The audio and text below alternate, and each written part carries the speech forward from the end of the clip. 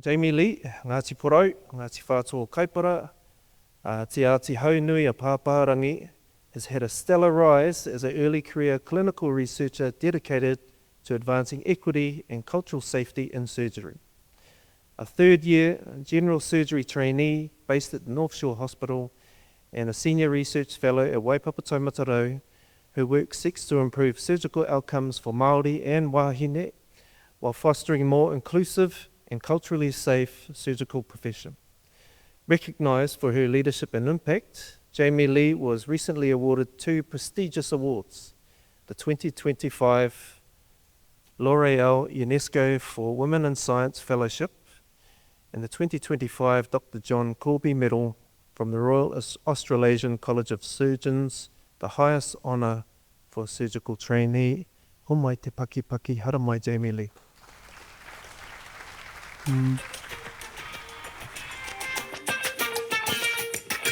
What's the most common misconception people have about surgeons? That they're arrogant and have poor bedside manner, and they don't look like me. Dr. Jamie-Lee Rahiri is a surgical registrar at North Shore Hospital. Nau mai hara mai ki tēnei hohipera, ko te hohipera o Waitemata. How stressful is the job? I don't know if I should say on TV, but it's exactly as you would expect it to be. It's early hours, long days. The mahi we do, the types of cases can be quite complex, so it can be stressful, but if you love it, you love it, and you just kind of muck in and mahi o te mahi, really. And it's taken 15 years of training so far. What keeps you motivated, keeps you going? Coffee, and usually it's just the understanding of the privilege of being able to treat people so intimately. So it's those little things every day that keep me coming back. Tēnā tātou kua tau mai ki tēnei rākau o te māramatanga. Kai aku mō toi kahotea tēnā tātou katoa.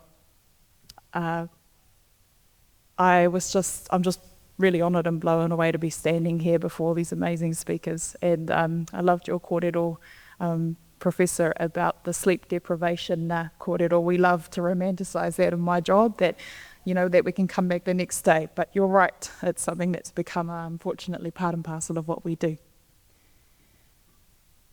I'll make this very quick. 15 years, they already said it, goes by very fast. But I wanted to share with you all today the privilege of every step of that journey, the hardships, and how that's shaped the way in which I've changed as a mama, as a willful servant to our community, as an aspiring surgeon, and also as a researcher. Lots of babies in there, and I got married to an amazing tāne. So, like everyone else here, everything that we do isn't really about us as the individual, it's about those who have paved the way. Not to represent one side of my whakapapa, but we spent some time in te tairawhiti for my training, and my girls are pretty much Hāti Ngātis. And all of these wonderful, beautiful blessings that in the recent times have been on the shoulders of amazing wāhine, amazing tāne as well, who have supported me, and it would be remiss of me not to mention them all, but the list would be very long.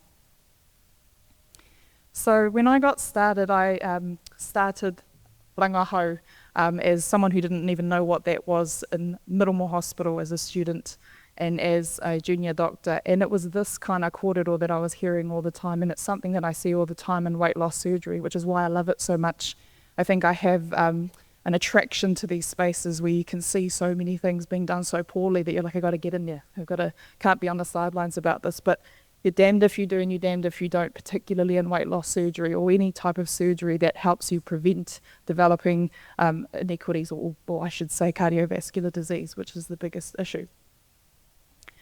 So in my rangahau, and one thing I want to say about data, and I do stress this as a clinician, the privilege that we have to access data without so much of any of those whānau giving us their consent. Thousands and thousands of whānau who have data stored, often by non-Māori entities and organisations.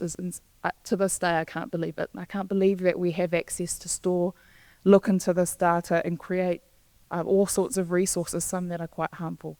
So what I found so far and what has driven me to be a bariatric surgeon and upper GI surgeon is that if you were to come into our clinic or to our theatre, the inequities of accessing us and then getting the surgery are so profound that it's driven right to the hand of the scalpel, and I just couldn't have that as somebody that was dedicated to changing the way in which I see those outcomes. The other thing is being a good ancestor. That's a beautiful kōrero. Now that I'm apparently a tuakana, as my students would say, how can I ever stand in surgery and medicine and say, no mai hara mai ki tēnei whare, when this is what is waiting for them at the other end.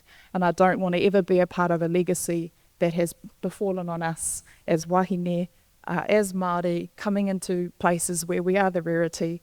I don't think I could ever look anyone in the eye as whānau if this is what their loved ones experience. So cultural safety, yes, all those things are wonderful, but really it's just clearing out the old and coming through with some culturally safe servants in our surgical community. So I'd love to say about surgery is an art. It is a privilege. It is the most beautiful part of what I do. If you were to just lock me in a surgical theatre for 15 hours with my music, I can promise you I'd be pretty happy, pretty useless as a mama in there and as a whānau member, but the art of surgery itself is not the problem, it's us. It's what we carry, the kawe of our taumaha, of our beliefs, of our politics that enter our theatre that are seeing the inequities at the other end, and that's unacceptable.